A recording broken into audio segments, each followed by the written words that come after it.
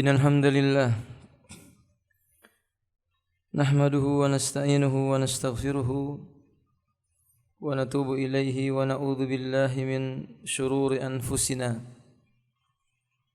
wa min sayyiati a'malina man yahdihillahu fala mudilla lahu wa man yudlilhu fala hadiya lahu. Ashhadu an la ilaha illallah wahdahu la syarika lahu wa ashhadu anna Muhammadan abduhu wa rasuluh.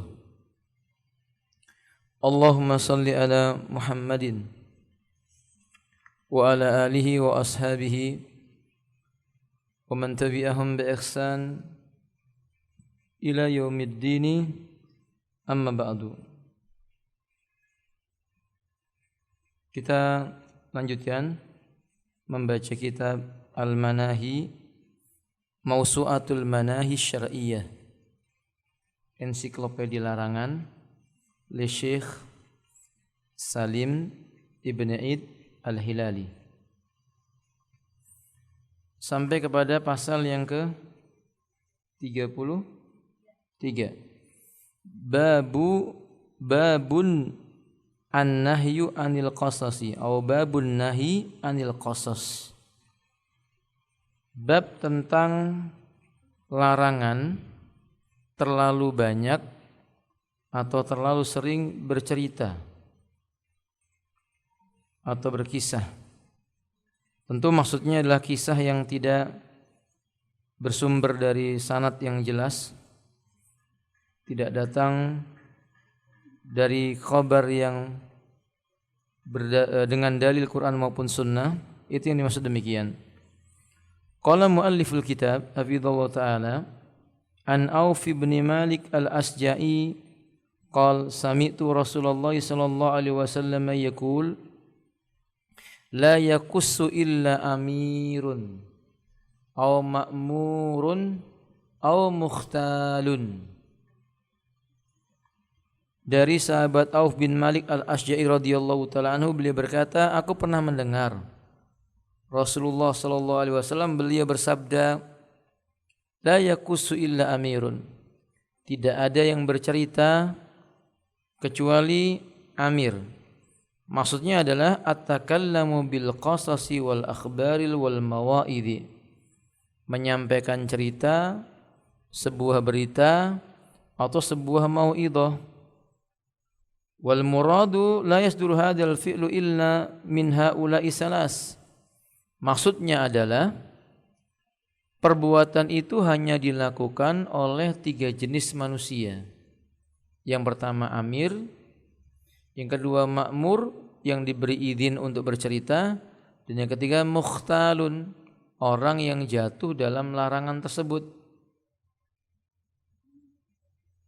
Jadi kata Nabi sallallahu alaihi wasallam, la yakussu illa amirun aw ma'murun aw mukhtalun, tidak boleh menceritakan sesuatu kecuali amir yang menceritakan, atau orang yang diperintah untuk bercerita, atau orang yakni mukhtalun, orang yang sombong. Maksudnya dikhawatirkan dia jatuh dalam perbuatan yang sombong.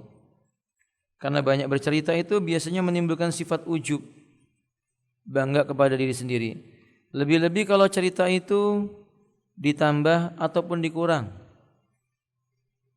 Nabi SAW menyebutkan, innallaha karaha alaikumus salasan, Allah benci atas kalian 3 perkara. Yang pertama kata Nabi, qila wa qala, yaitu berbicara atau bercerita sesuatu apa saja yang mau dia sampaikan tanpa dia tabayun terlebih dahulu tentang kebenaran cerita itu dan manfaat cerita tersebut. Wa an Amru ibnu Su'aib an abihi an jaddi anna Rasulullah sallallahu alaihi wasallam qala la yaqussu 'alan nasi illa amir aw ma'mur aw mira. Tidak ada yang bercerita di hadapan manusia kecuali dia seorang amir, atau dia orang yang diizinkan untuk menceritakan oleh si amir yang memerintahkan, atau kalau tidak miraun aw mura'in, yaitu maksudnya adalah muraun ya. Saya bukan mira, keliru saya baca. La yakusu 'alan nasi illa amirun aw ma'murun aw muraun. Mura artinya adalah orang yang minta perhatian orang lain, atau orang yang padanya ada penyakit riya. Ini nasihat bagi akhwat. Tidak semua hal harus dicurhatkan.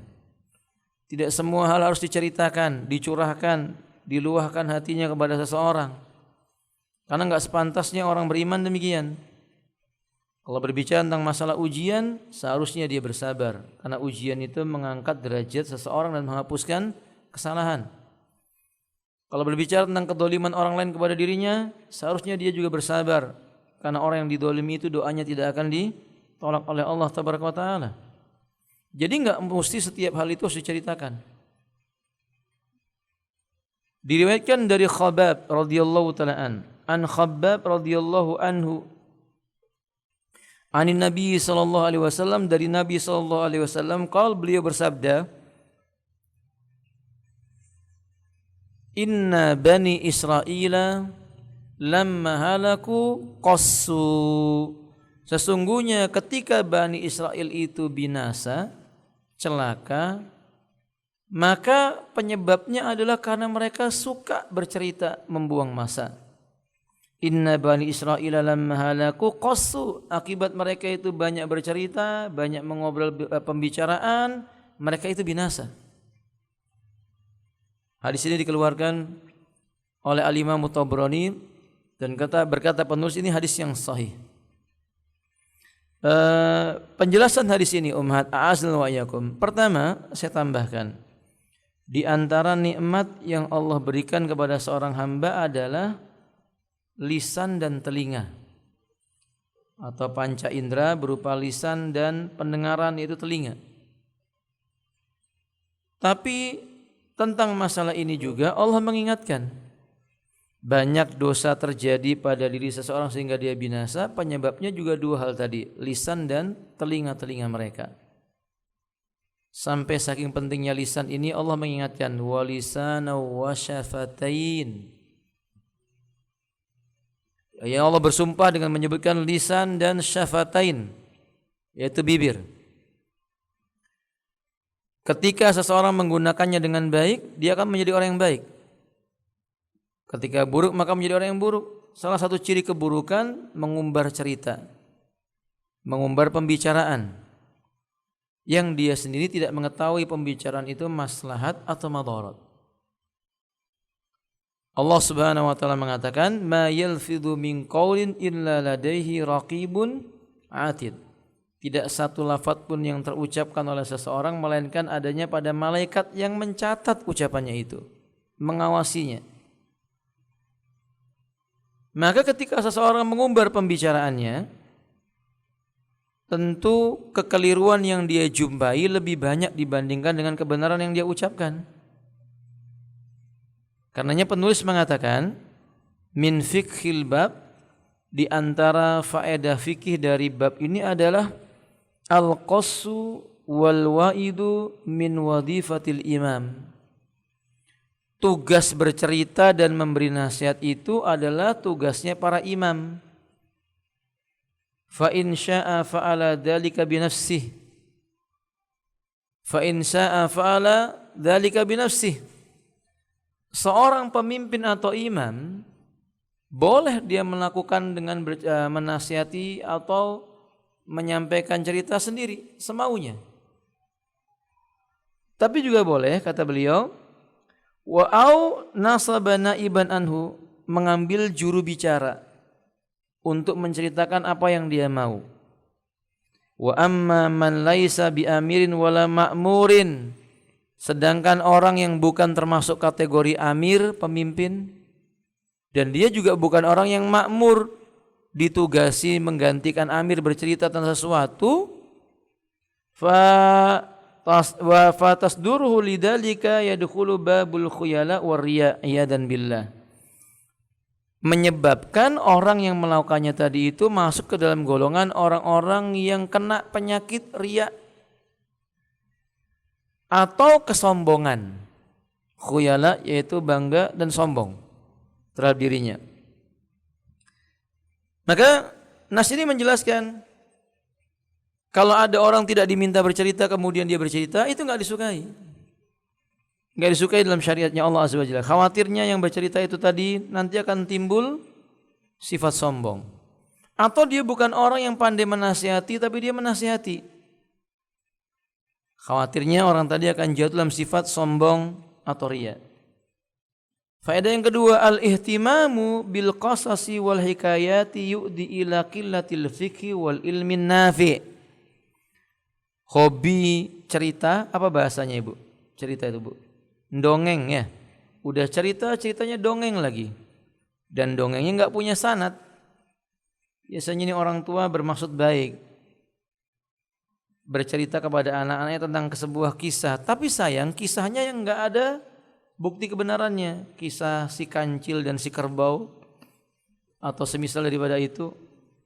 Enggak ada dalilnya. Ya katanya biar mengambil hikmah dari cerita itu. Tetapi kalau terlalu sering kata beliau, al-ihtimam bil qasasi wal hikayati yu'di ilal qillatil fiqhi wal ilmin nafi'. Terlalu berdalam-dalam, mementingkan masalah dongeng dan cerita, menyampaikan hikayat-hikayat, ini di antara kerugiannya mengurangi kualitas kefakihan orang tersebut. Ilmunya menjadi kurang bermanfaat. Kualitas ilmu yang bermanfaatnya itu hilang dari dia. Makanya nasihat yang disukai itu menyampaikan dalil. Ibu kalau seandainya kita punya dalil Quran maupun sunnah kita sampaikan tanpa kita berikan penjelasan, yang penting dalil itu secara zahir maknanya sudah bisa difahami atau muhkam, selesai perkara. Kadang sebagian orang tidak. Ceritanya jauh lebih banyak dibandingkan dengan dalil-dalil yang dia punya. Alladzi ya'rifun nas bi dinahum wa yamilahum 'alal amali shalih. Kata beliau, padahal dengan kedua perkara itulah orang dapat mengenal agama mereka dan dapat menuntut mereka beramal soleh. Maksudnya apa? Kefakihan dan ilmu yang bermanfaat. Adapun cerita, obrolan itu enggak menambah manfaat kecuali sedikit. Waqal, beliau mengatakan di sini, umat azal wa iyyakum, fa in qalla hada fi mukhtalaful hikayat wal ahadisul mawdu'at wa da bidayatul halak lil bu'di anil manhajil haqq. Lebih parahnya lagi, kalau seseorang itu sudah mulai gemar cerita dan ceritanya adalah hikayat yang pura-pura atau dibuat-buat saja, hadis-hadis palsu, riwayat-riwayat yang penuh dengan khurafat, tidak ada bukti dan dalil-dalilnya. Jika ini terjadi, ketahuilah kata beliau, ini adalah awal kebinasaan yang menyebabkan pelakunya semakin jauh dari jalan kebenaran. Nasihat buat para dai, nasihat buat para duat, para pendakwah di jalan Allah tabaraka wa taala. Kita diminta oleh Allah berdakwah dengan dalil, bukan dengan hikayat, bukan dengan cerita, bukan dengan dongeng, bukan dengan sesuatu karangan-karangan yang membuat orang tertarik, akan tetapi ternyata itu kosong dari dalil, nggak manfaat. Ini para ulama mengatakan dakwah pakai sinetron, ceritanya bohong, gimana mau dapat hidayah? Tapi ada yang dapat hidayah Ustaz. Kalau tuh ada dapat hidayah, misalnya menjadi orang yang tadinya nggak minum khamar jadi orang tadinya minum khamar jadi nggak minum khamar, pasti dia akan jatuh dalam perkara yang lebih buruk lainnya, kebid'ahan, kemaksiatan, penyelisihan terhadap sunnahnya Nabi SAW dan hal-hal yang semisal itu. Qal wa hadal hal yusaddiqu ala ahli zamanina alladhi kasura fihimul qasasuna ka jama'ati at-tabligh was-sufiyah alladzina la ya'rifuna al-ilma illa al-isra'iliyat was-sufiyat wal hikayat wal mukhtalafat.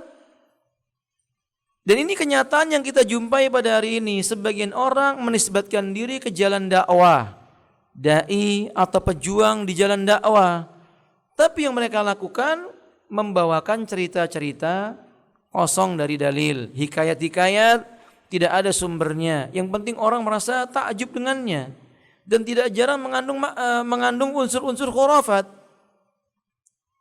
Maaf, ini penulis menyebutkan dengan tegas, contohnya adalah sekelompok orang yang menyebut dirinya dengan jama'atun tabligh. Wallahu alam bishawab. Ini supaya tidak marah ya. Jangan Anda marah.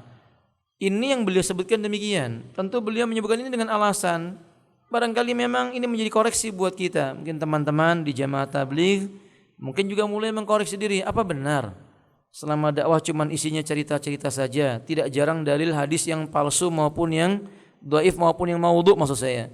Kalau memang benar ya ini nasihat, kita berubah menjadi lebih baik. Karena pada dasarnya memang dakwah itu kebaikan, tapi tidak boleh dakwah dengan cara-cara yang menyelisih syariat.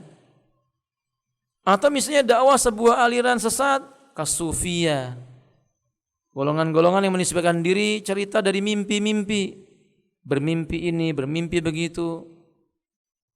Malah ada yang berani berkata dia melihat malaikat Jibril dalam keadaan terjaga. Jangan-jangan malaikat maut yang dilihat.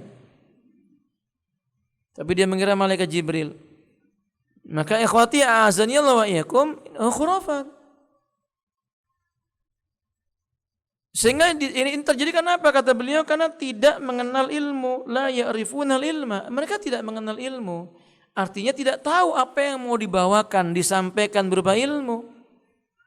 Ada yang dia sampaikan hanya kisah-kisah illa al-israiliyat, kisah-kisah Israiliyat. Wasufiyat atau mimpi-mimpinya orang sufi. Wal hikayatul mukhtalafat atau hikayah-hikayah bohong yang enggak ada di alam nyata, cerita fiksi gitu ya. Cerita-cerita fiksi. Dan anehnya ini digemari oleh orang. Sampai dibuat sinetron, macam-macam sinetronnya. Ada sinetron mungkin ibu-ibu lebih paham. Wallahu a'lam bishawab. Jangan lakukan itu karena Islam tidak akan jaya dengan kebohongan.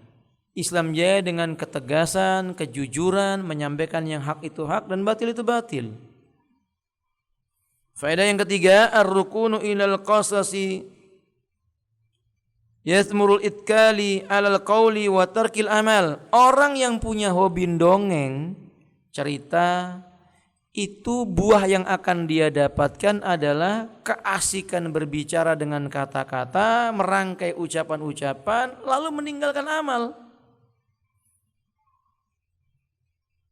Bercerita bingung cari kata-kata yang menakjubkan, yang dengan harapan dengan ceritanya itu orang tersentuh hatinya. Ternyata kalau tersentuh hatinya enggak akan mendatangkan hidayah dari Allah Ta'ala. Karena Allah hanya akan memberikan hidayah dengan sesuatu yang diridhai oleh Allah Subhanahu wa Ta'ala. Wa qala, dan kata beliau, wa hadha sa'nul halikin alladziina tarakul amal salih.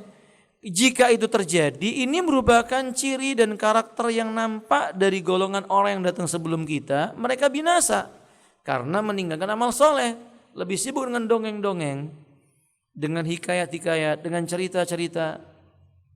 Sampai mereka sibuk mencari cara gimana supaya bisa membuat cerita atau mimpi yang bisa diceritakan. Jadi mereka lebih sibuk cari permasalahan tentang buku-buku yang berbicara tentang mimpi-mimpi, kisah ini, kisah itu. Kosong dari hadis Nabi SAW. Kosong dari dalil Quran dan sunnahnya Nabi SAW. Kita tidak memungkiri bahwa dalam sebuah hikayat terkadang di dalamnya ada hikmah. Tapi sibuk dengan hikayat, lalu lupa dengan Al-Quran yang lebih penting untuk dibaca. Kayak orang-orang di zaman sekarang. Katanya buku religi, cerita kisah religi. Buku-buku cerita religi yang dibaca, Quran ditinggalkan. Hanya membuang waktu. Wa akhladu ilal qasas allati la khatam laha wala zimam. La khitamu la wala zimam, kata beliau. Akhirnya tenggelam dengan segala macam bentuk kisah-kisah, cerita-cerita yang dia mengumbarnya yang tidak jelas asal usulnya. Dari mana diperoleh enggak jelas. Pokoknya kira-kira asik diceritakan atau didengar dia ceritakan. Nasallallahu taala aslamu wal afiyah. Berarti umat termasuk yang dilarang dalam syariat Islam adalah terlalu sibuk dengan masalah apa? Cerita. Berbeda kalau kisah itu dalam Al-Qur'an. Kisah tentang Nabi Yusuf, Nabi Ibrahim, Musa, dan yang lain-lainnya alaihi wassalatu wassalam, itu berbeda. Atau qasasul anbiya, kisah-kisahnya para nabi, tapi dengan sumber yang jelas. Adapun cerita-cerita khurafat, fulan bermimpi begini begitu, fulan bertemu dengan nabi katanya sampai dicium lututnya orang tersebut oleh Nabi sallallahu alaihi wasallam, kisah-kisah yang seperti ini butuh hujjah, butuh dalil. Wallahu a'lam bissawab. Ini larangan yang ke-33. Akhiru da'wana alhamdulillahirabbil alamin. Subhanakallahumma bihamdika asyhadu an la ilaha illa anta astaghfiruka wa atubu ilaik. Assalamualaikum warahmatullahi wabarakatuh.